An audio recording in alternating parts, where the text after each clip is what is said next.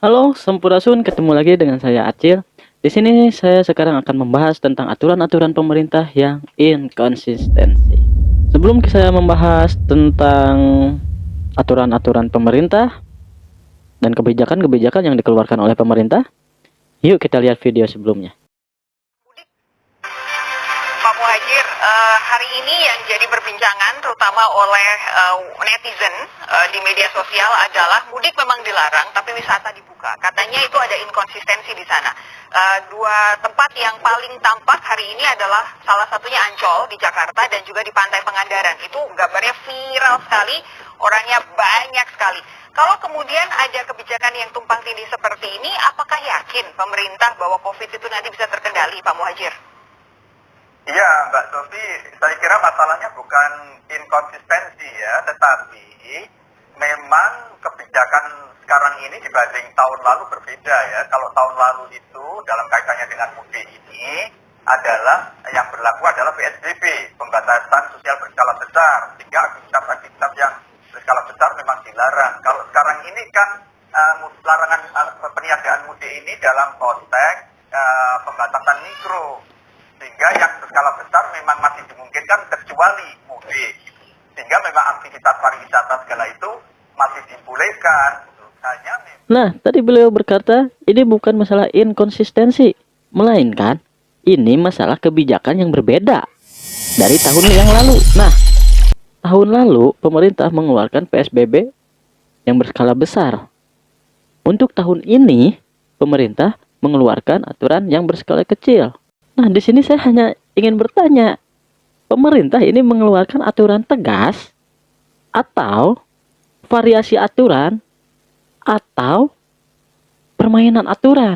Menurut saya aturan ini aturan yang dikeluarkan yang akan menimbulkan besarnya penyebaran COVID-19. Nah, yuk kita lihat video selanjutnya. Segala itu masih dibolehkan, tidak kemudian otomatis karena dibolehkan bisa semena-mena, seenaknya, tanpa mematuhi protokol, tanpa memperhitungkan kapasitas dan seterusnya. Karena itu ini sangat tergantung pada pemerintah daerah masing-masing dan juga Satgas Covid daerah.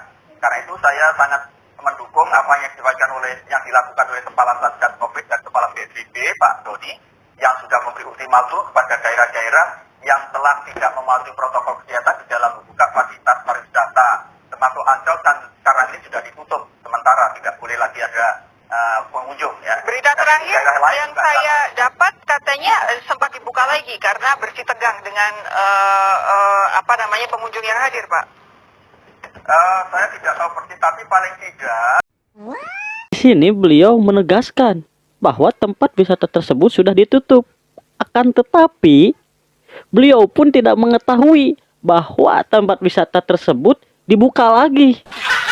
Makanya Pak, bikin aturan sesuai realita, bukan sesuai data. tidak tahu persis, tapi paling tidak apa yang dilakukan oleh Satgas, kemudian juga pemerintah daerah dan juga melibatkan pengelola dari fasilitas pariwisata itu sudah diupayakan. Apakah aturan itu hanya untuk diupayakan saja?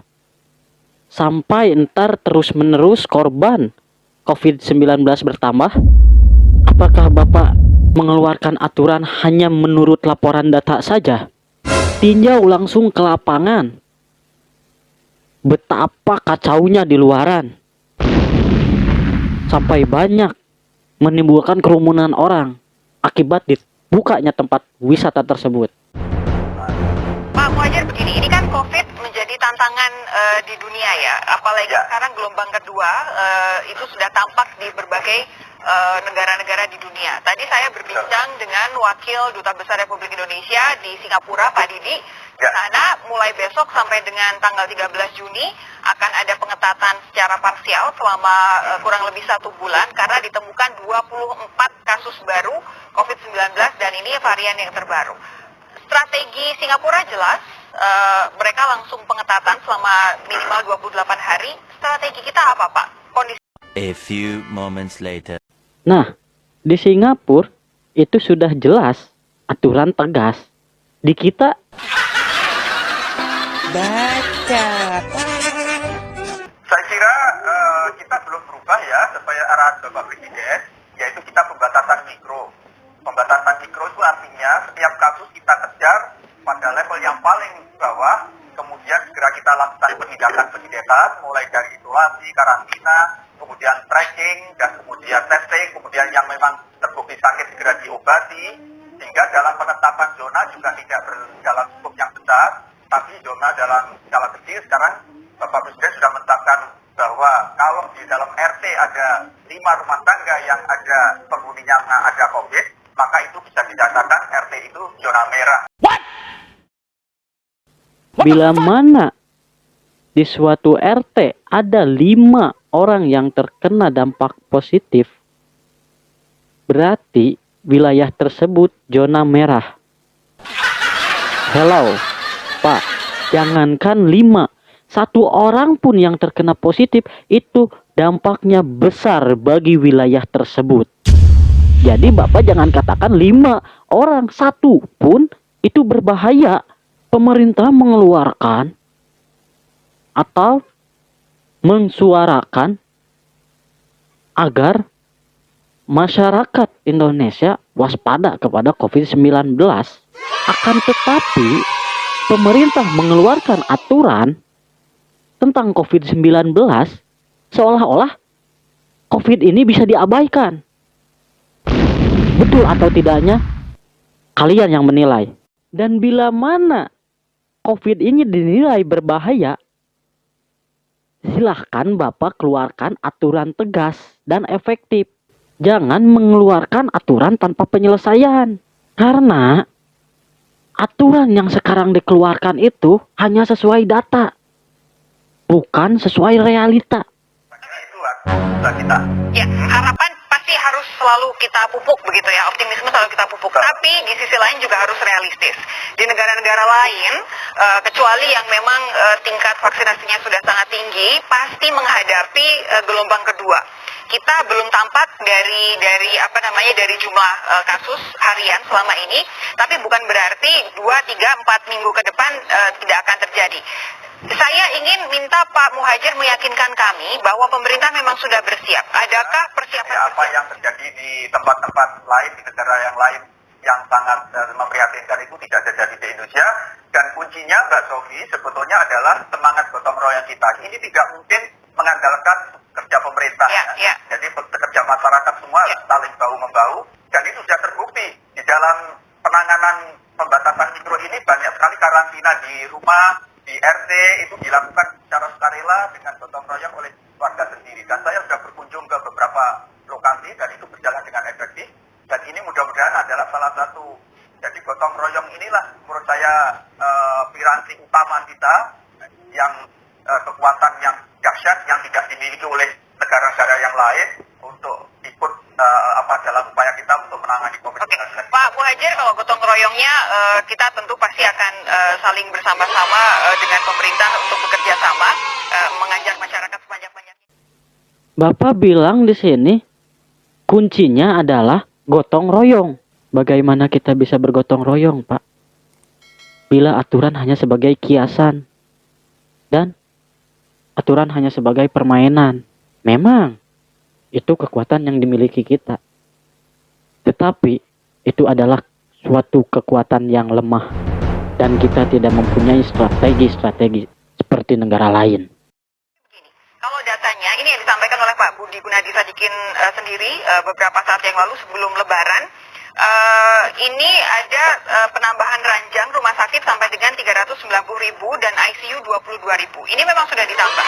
Tapi apakah angka ranjang 390.000 dan ICU 22.000 itu cukup untuk penduduk kita yang totalnya 270 juta?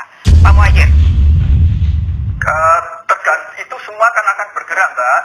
Tergantung kasusnya nanti itu, dan itu sudah persiapan maksimum sesuai dengan prediksi kita. Kemungkinan kenaikan kasus, kalau kenaikannya biasa-biasa saja, tidak ada kenaikan istimewa setelah pasca Lebaran ini. Jadi mudah-mudahan makanya kita berusaha keras untuk terus saling bekerja sama untuk menekan betul jangan sampai setelah pasca Lebaran ini akan terjadi ledakan yang tidak terkendali. Percuma rumah sakit ditambah, tenaga medis ditambah, sedangkan untuk swab itu mahal. Apakah Bapak tidak ada niat mengadakan swab gratis supaya semua masyarakat Indonesia mengetahui bahwa dirinya positif atau tidak? Bila mana positif, mereka pasti akan menyadari dan mereka pun pasti akan mengambil langkah sesuai aturan yang dibuat oleh pemerintah. Jujur saya sangat kecewa dengan aturan atau kebijakan yang Bapak keluarkan. Karena semua itu hanya khayalan untuk mendapat suatu kebebasan. Daripada Bapak mengeluarkan triliunan atau miliaran bantuan sosial untuk masyarakat, lebih baik Bapak mengeluarkan bantuan swab gratis untuk semua masyarakat Indonesia tanpa terkecuali, baik mereka miskin ataupun kaya. Sudah ataupun belum mereka diswab, apakah perlu saya jalan kaki dari Bandung ke Istana Bogor agar Pak Presiden mendengar kami rakyat kecil supaya diadakannya swab gratis